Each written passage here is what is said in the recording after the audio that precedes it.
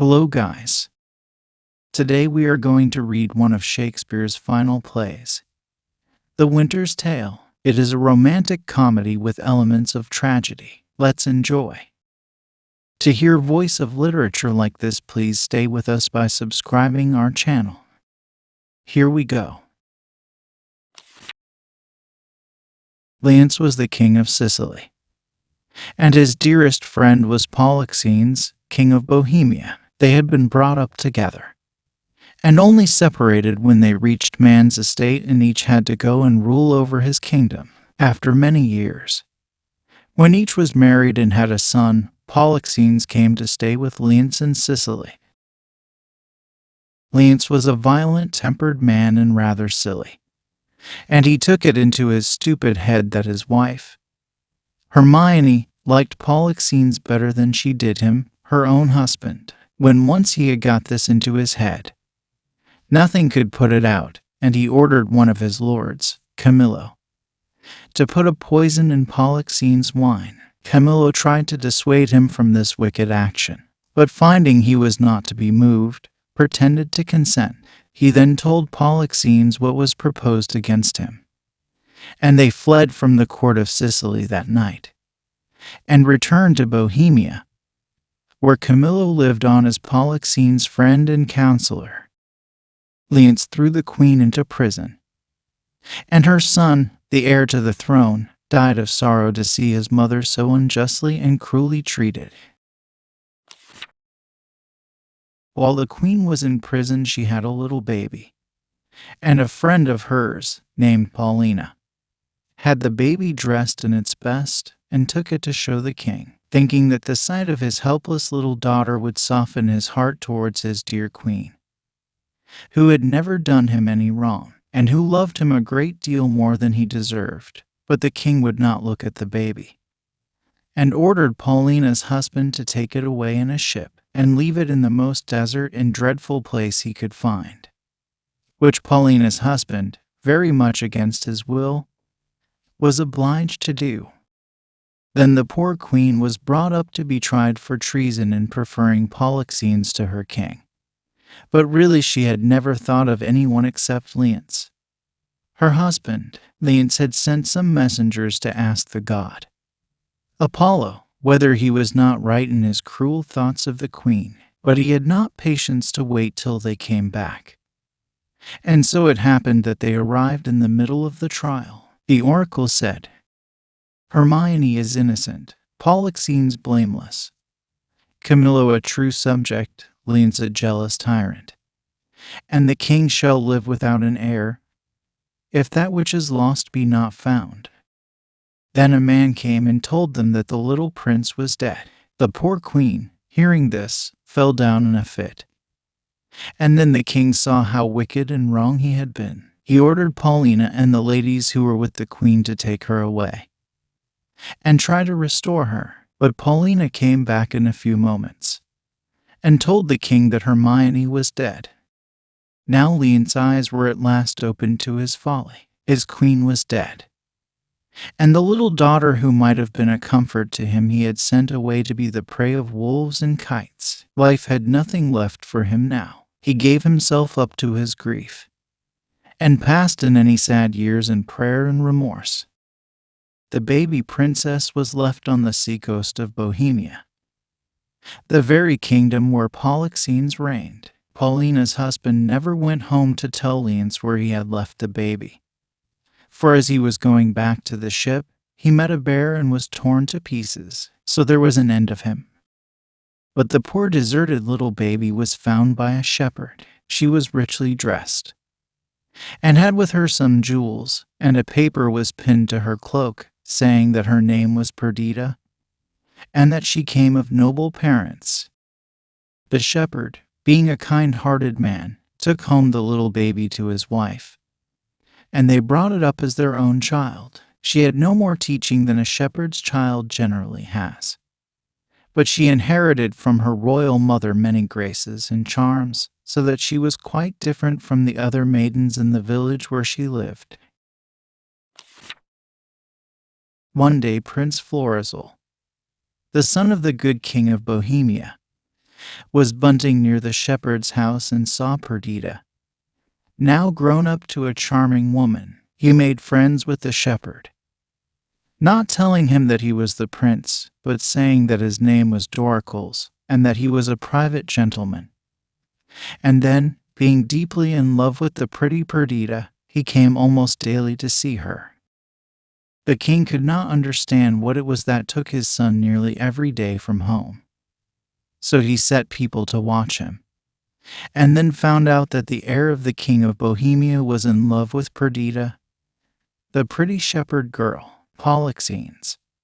Wishing to see whether this was true, disguised himself, and went with the faithful Camillo, in disguise too, to the old shepherd's house. They arrived at the feast of sheep shearing, and, though strangers, they were made very welcome. There was dancing going on, and a peddler was selling ribbons and laces and gloves, which the young men bought for their sweethearts.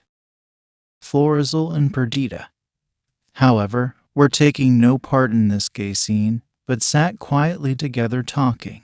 The king noticed the charming manners and great beauty of Perdita, never guessing that she was the daughter of his old friend Leonce. He said to Camillo, "This is the prettiest low-born lass that ever ran on the green sward. Nothing she does or seems but smacks of something greater than herself, too noble for this place." And Camillo answered, "In truth she is the queen of curds and cream." But when Florizel, who did not recognize his father, called upon the strangers to witness his betrothal with the pretty shepherdess, the king made himself known and forbade the marriage, adding that if ever she saw Florizel again, he would kill her and her old father, the shepherd, and with that he left them. But Camillo remained behind, for he was charmed with Perdita, and wished to befriend her.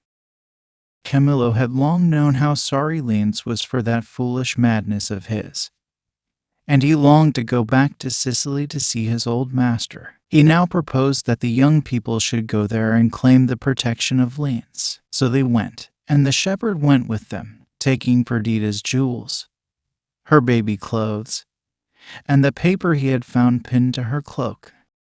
Leonce received them with great kindness. He was very polite to Prince Florizel, but all his looks were for Perdita. He saw how much she was like the Queen Hermione, and said again and again, "Such a sweet creature my daughter might have been, if I had not cruelly sent her from me."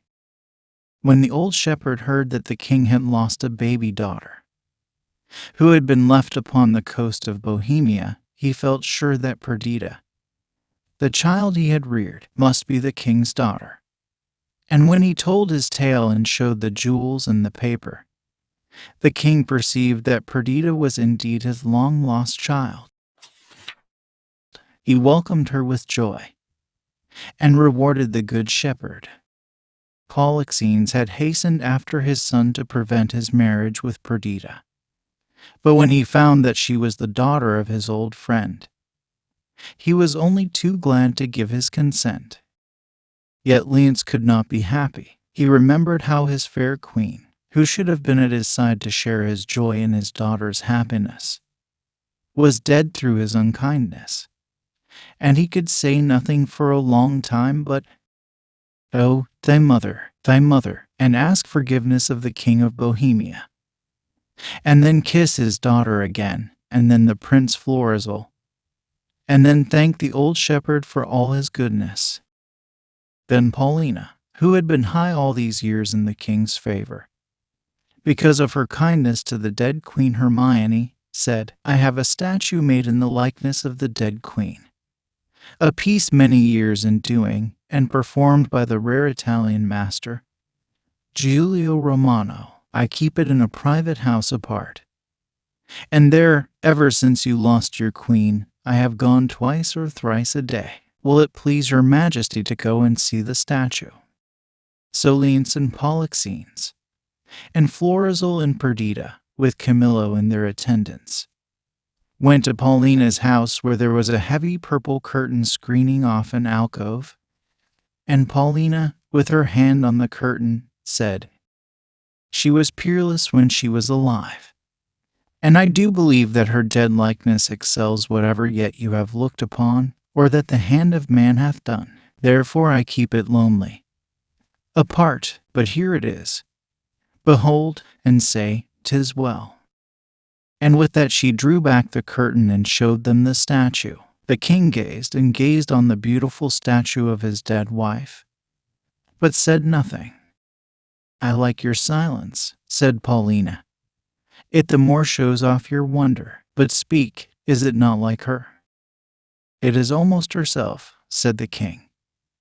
And yet, Paulina, Hermione was not so much wrinkled, nothing so old as this seems. Oh, not by much, said Polixenes. Al, said Paulina. That is the cleverness of the carver, who shows her to us as she would have been had she lived till now. And still Leonce looked at the statue and could not take his eyes away. If I had known, said Paulina, that this poor image would so have stirred your grief and love, I would not have shown it to you. But he only answered, Do not draw the curtain. No, you must not look any longer, said Paulina, or you will think it moves. Let be, said the king. Would you not think it breathed? I will draw the curtain, said Paulina. You will think it lives presently. Ah, sweet Paulina, said Leonce, make me to think so 20 years together. If you can bear it, said Paulina, I can make the statue move, make it come down and take you by the hand. Only you would think it was by wicked magic. Whatever you can make her do, I am content to look on, said the king. And then, all folks there admiring and beholding, the statue moved from its pedestal, and came down the steps and put its arms round the king's neck. And he held her face and kissed her many times, for this was no statue, but the real living Queen Hermione herself. She had lived hidden, by Paulina's kindness, all these years, and would not discover herself to her husband, though she knew he had repented, because she could not quite forgive him till she knew what had become of her little baby. Now that Perdita was found, she forgave her husband everything, and it was like a new and beautiful marriage to them to be together once more. Florizel and Perdita were married and lived long and happily. To Leonce his many years of suffering were well paid for in the moment when, after long grief and pain, he felt the arms of his true love around him once again. That's all for today. Thanks for watching. If you enjoy it, please like the video and share it with your friends, and don't forget to subscribe. Goodbye.